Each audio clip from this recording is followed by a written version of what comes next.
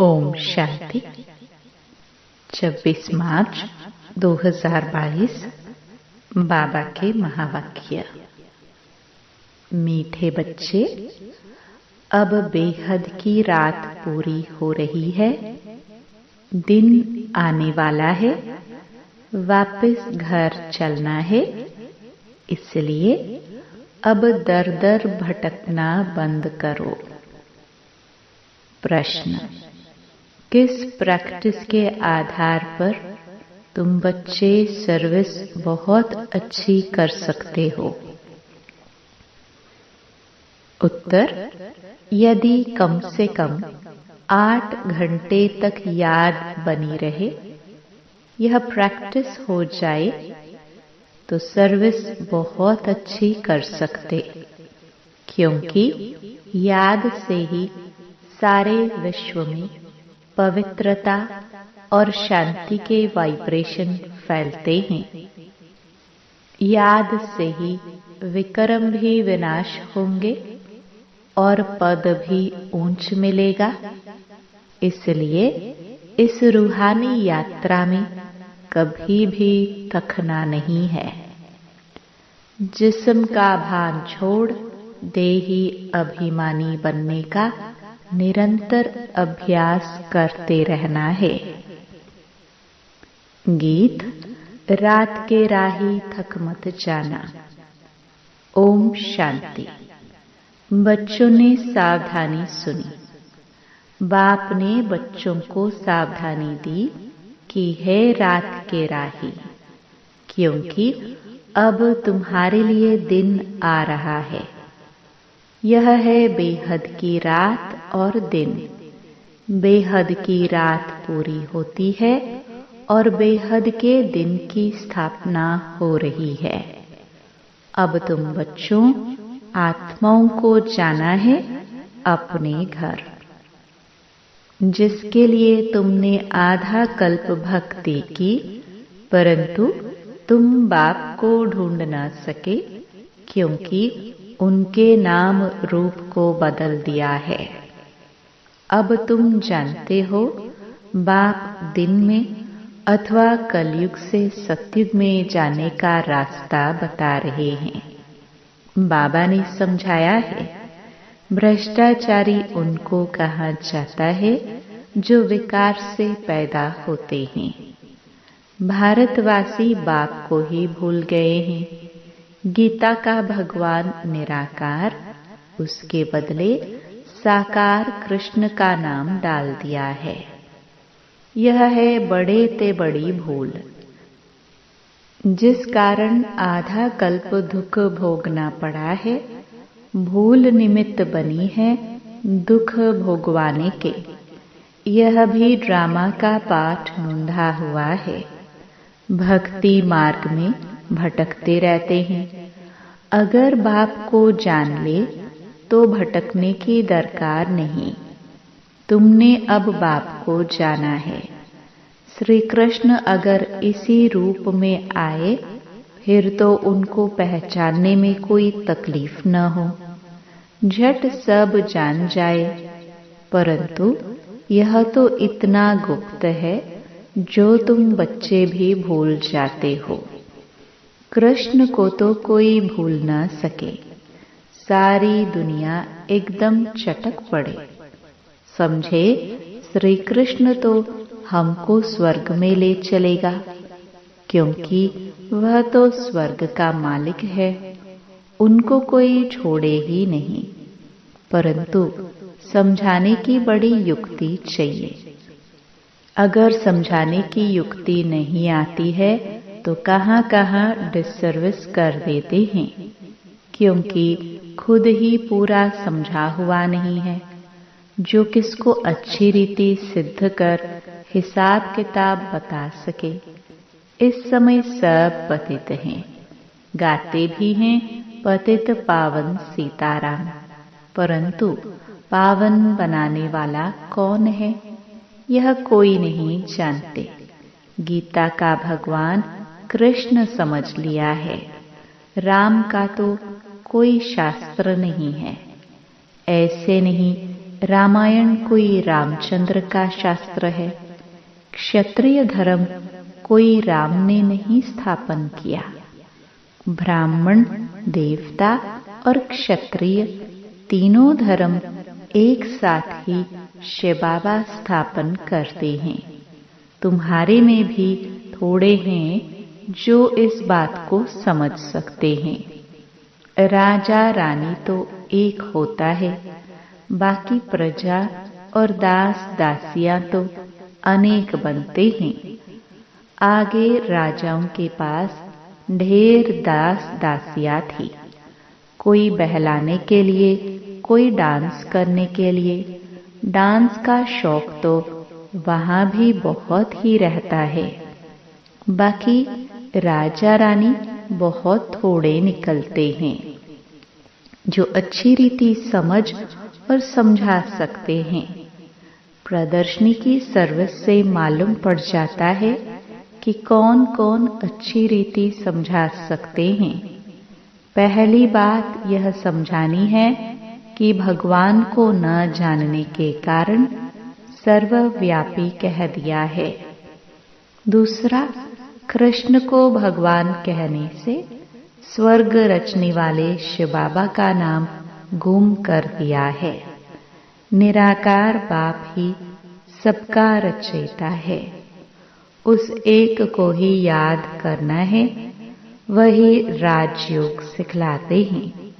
परंतु गीता में जो कृष्ण भगवान वाच्य लिख दिया है, इस कारण ही हाथ में गीता उठाए झूठी कसम लेते हैं। अब बताओ, क्या श्री कृष्ण हाजिर नाजिर है?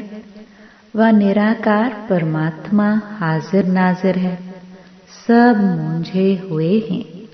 अब तुम बच्चों को सवेरे उठ प्रैक्टिस करनी है समझाने की। राजा जनक का मिसाल कहते हैं, अष्टावक्र ने जनक को ज्ञान दिया, परंतु यह कोई ब्रह्म ज्ञान तो है नहीं, यह है ब्रह्मा ज्ञान। ब्रह्मा कुमारियां यह ज्ञान दे रही हैं, ब्रह्म कुमारियां नहीं। वह लोग ब्रह्म को ईश्वर समझते हैं, परंतु नहीं, ईश्वर तो बाप है। बाप का नाम ही शिव है। ब्रह्म तो तत्व है। यह सब बातें मोटी बुद्धि वाले समझ ना सके। नंबरवार दास दासिया भी बनते हैं। समझना चाहिए, अगर हम किसको अच्छी तरह समझा नहीं सकते हैं तो हमारा पाठ पिछाड़ी में है, तो फिर पुरुषार्थ करना चाहिए। सारी दुनिया में जो जो कुछ सिखलाते हैं वह देह अभिमान से ही सिखलाते हैं। देही अभिमानी सिवाय तुम ब्राह्मणों के कोई है नहीं। तुम्हारे में भी नंबरवार है जो आत्म अभिमानी बनते हैं। हम आत्माओं को सुनाते हैं। आत्मा इन ऑर्गन्स द्वारा बोलती है। आत्मा कहती है, मैं नहीं सुन सकती हूँ, मेरे ऑर्गन्स खराब हैं। तो देही अभिमानी बनने में मेहनत है। सतयुग में देही अभिमानी रहते हैं, बाकी परमात्मा का ज्ञान नहीं है। बाप कहते हैं, मेरा सिमरण वहां कोई नहीं करते, वहां दरकार ही नहीं। सिमरण अथवा याद एक ही बात है। वो लोग माला हाथ में लेते हैं, मुख से राम राम कहते हैं। यहाँ तो राम अक्षर कहना भी रॉन्ग हो जाता है। राइट अक्षर है शिव बाबा, परंतु शिव शिव भी कहना नहीं है। बाप को याद करने के लिए नाम थोड़े लिया जाता है। बाप को याद करना यह है यात्रा। जिस्मानी यात्रा पर जाते हैं तो भी याद रखते हैं। हम अमरनाथ पर जाते हैं, वो नाम तो लेना पड़ता है ना। तुमको कुछ भी जपना नहीं है। तुम जान गए हो नाटक पूरा होना है। हमारे 84 जन्म पूरे हुए। यह पुराना चोला छोड़ना है। पाठ बजाते बजाते पतित होना ही है। बाप कहते हैं यह जो मनुष्य सृष्टि रूपी झाड़ है उनका थुर सड़ गया है, बाकी टाल टालियां बची हैं। यह भी तमो प्रधान हो गए हैं। झाड़ की आयु अब पूरी होती है। फिर से नाटक रिपीट होना है। हर एक अपना अपना पाठ बजाएंगे। दूसरी कोई दुनिया नहीं है। अगर होती तो हम पढ़ते क्यों?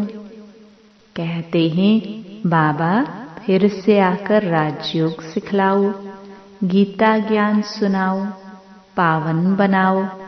परंतु पतित हम कैसे बने हैं यह कोई जानता नहीं है। अब तुम जानते हो हम ही पावन थे। फिर हिस्ट्री रिपीट होती है। अब बाप कहते हैं वापस घर चलना है। घर में तो बाप ही रहता है। कहते हैं परम धाम में रहते हैं, फिर भूल जाते हैं। आत्माएं भी ब्रह्मांड में रहती हैं। यह सृष्टि है, इसमें मनुष्य रहते हैं। ब्रह्मांड में आत्माएं रहती हैं, फिर आती हैं यहाँ पाठ बजाने। ऊपर में आकाश तत्व है। पैर सबके पृथ्वी पर हैं, बाकी शरीर कहाँ है? वह तो आकाश तत्व में ही है। वहाँ तो आत्माएं स्टार्स रहती हैं। वहाँ गिरने की चीज नहीं है जो हम गिर पड़ेंगे। साइंस वाले रॉकेट में जाते हैं चक्कर लगाने, फिर बाहर भी निकलते हैं, लिखते भी हैं गिरने का डर नहीं। इतनी आकर्षण है जो मनुष्य आकाश तत्व में ठहर जाते हैं। तो इतने छोटे से आत्मा महतत्व में क्यों नहीं ठहर सकती? रहने का स्थान वहाँ ही है। यह सूर्य चांद स्टार्स बहुत बड़े हैं। यह कैसे ठहरे हुए हैं? कोई रस्सी आदि तो नहीं है। यह सारा ड्रामा बना हुआ है। हम 84 के चक्कर में आते हैं। यह झाड़ है, कितनी बड़ी टाल टालियां हैं। बाकी छोटे छोटे थोड़े ही देख सकेंगे। बाबा भी नटशल में समझाते हैं। जो पीछे पीछे आते हैं वह जरूर थोड़े जन्म ही लेंगे, बाकी एक एक का हिसाब नहीं बताएंगे। तुम जानते हो ब्रह्मा द्वारा ब्राह्मण देवता क्षत्रिय धर्म की स्थापना हो रही है। जिससे स्थापना हुई उनको ही फिर पालना करनी है। ब्रह्मा विष्णु शंकर तीनों ही देवताएं अलग अलग हैं। बाकी ऐसे नहीं ब्रह्मा को 3 मुख हैं, ऐसे हो न सके। बाप कहते हैं बच्चे तुम बिल्कुल बेसमझ बन गए हो। बाप आकर समझदार बनाते हैं। अभी तुम सब सीताएं रावण की कैद में हो। तुम ही बंदर थे, तुम्हारी सेना ली, तुमको ही मंदिर लायक बनाया। अब राजधानी स्थापन हो रही है। जितना जो श्रीमत पर चलेंगे उतना ही ऊंच पद पाएंगे। तुम जानते हो हमारे मम्मा बाबा नंबर 1 में जाते हैं। स्थूल वतन में तुम्हारे सामने बैठे हैं, सूक्ष्म वतन में भी देखते हो बैठे हैं, और फिर वैकुंठ में भी देखते हो। पहले बहुतों को साक्षात्कार कराया गया, फिर सब थोड़े ही कृष्ण बन जाएंगे। बाल लीला आदि दिखाई जाती हैं पुरुषार्थ कराने के लिए। बिगर पुरुषार्थ महाराजा महारानी तो नहीं बनेंगे। जो पक्के निश्चय बुद्धि हैं वह एकदम थम ठहर जाते हैं। बाबा हम तो आपको कभी नहीं छोड़ेंगे। कई फिर ऐसे कहते कहते छोड़ भी देते हैं। आश्चर्यवत सुनंती कथंती भागंती हो जाते हैं। पहले की कहावत है, अभी भी यह सब कुछ होता ही रहता है। कहते हैं कल्प पहले भी ऐसे भागंती हुए थे। किस पर भी भरोसा नहीं, जैसे श्वास पर भरोसा नहीं। बाबा का बनकर फिर भी मर जाते हैं। ईश्वरीय जन्मदिन मनाकर भी मर जाते हैं अथवा हाथ छोड़ देते हैं। बाबा घड़ी घड़ी कहते रहते हैं, तुम ऐसे समझो तो हम अब अपने स्वीट होम में जाना है, इसलिए बाप और घर याद पड़ता है। भक्ति मार्ग में भी आधा कल्प याद किया है, परंतु वापस कोई जा नहीं सकते।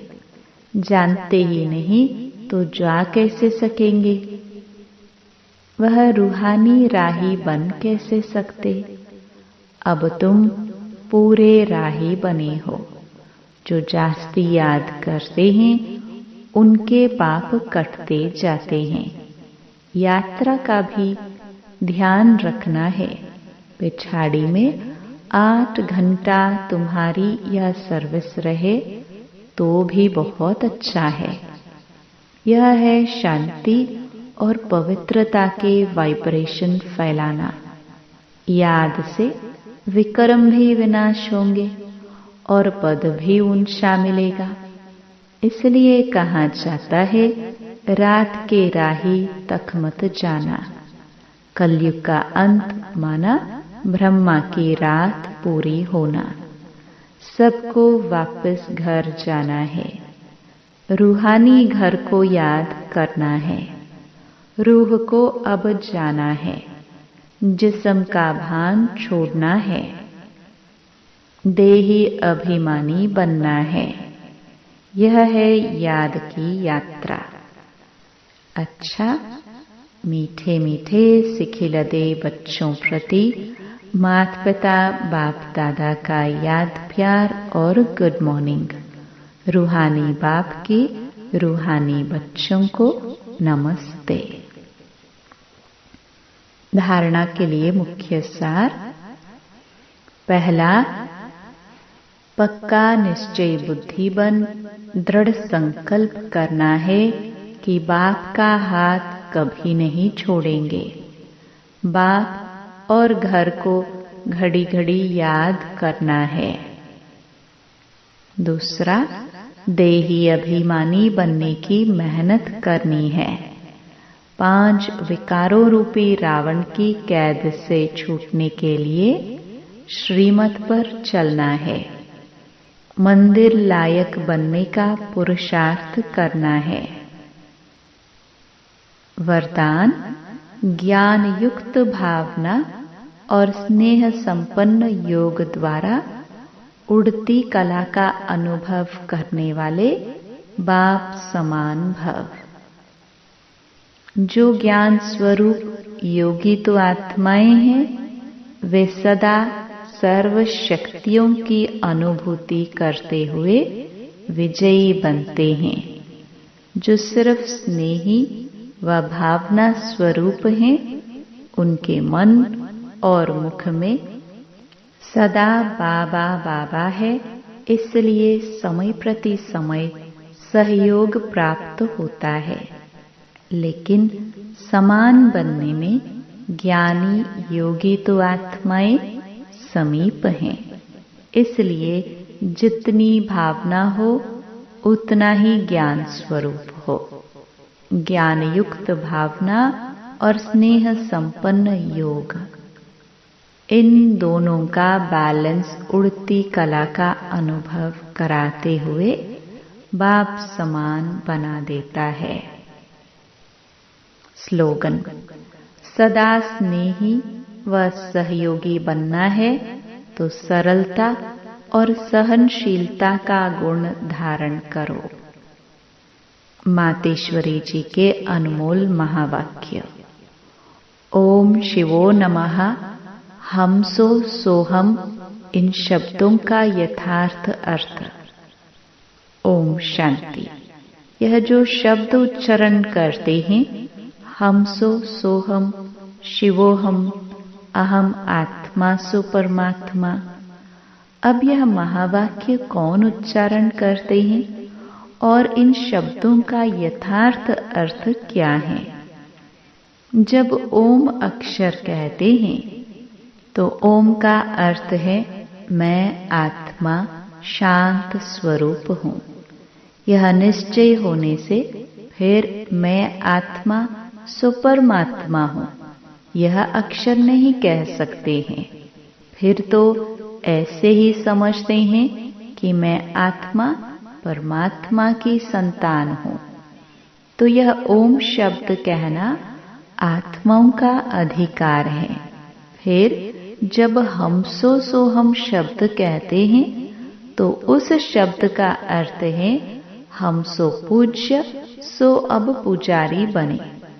हम सो पूज्य, अब यह शब्द भी आत्मा ही कह सकती है। यह जो मनुष्य कहते हैं अहम आत्मा सो परमात्मा, अब यह शब्द सिर्फ परमात्मा ही कह सकता है, क्योंकि वही एक आत्मा परम आत्मा है। फिर यह जो शिवोहम शब्द कहते हैं वो भी परमात्मा कह सकते हैं, क्योंकि वो शिव हैं। तो इन शब्दों के अर्थ को भी तब जानते हैं जब परमात्मा आकर यह नॉलेज देते हैं। बाकी और धर्म वालों को, क्रिश्चियन आदि को यह मालूम नहीं है कि हम सो पोप बनूंगा। उन्हों को यह नॉलेज ही नहीं है। अभी हमको यह नॉलेज मिली है कि हम सो देवता बनेंगे। हमारे सामने देवताओं का यादगार चित्र है और साथ साथ उन्हों के जीवन चरित्र हिस्ट्री गीता भागवत सामने है, क्योंकि हम आदि से अंत तक सारे कल्प के चक्कर में हैं। और वो धर्म पिताए जब आते हैं तो वो कल्प के बीच में आते हैं, इसलिए वे हम सो शब्द नहीं कह सकते, ओम शब्द कह सकते हैं। अच्छा, ओम शांति।